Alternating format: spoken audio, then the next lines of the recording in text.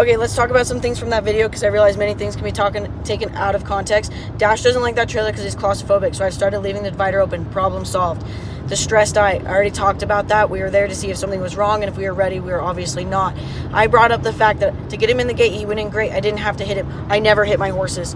I said that because if you watch many other barrel racers, if their horse doesn't want to go in, they will hit them. That's why I said I didn't have to smack him.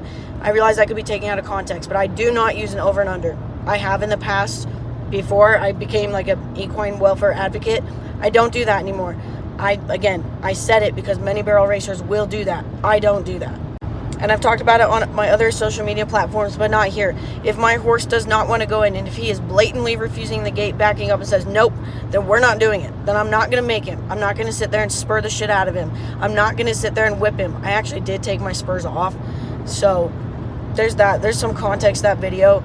So please, before you start making more comments about I'm a terrible person, I don't care about my horses, I only care about the buckles, please take some of that into consideration. I don't hit my horses. I don't use an over and under. I took my spurs off.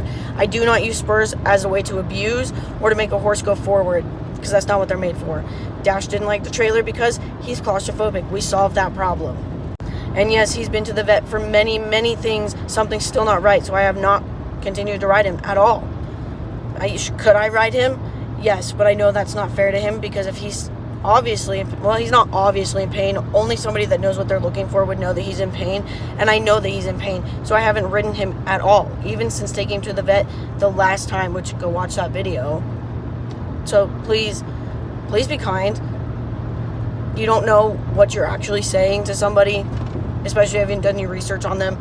You haven't looked at all their other videos. If you want to have an actual conversation, that is completely different than attacking somebody and saying things that are not true.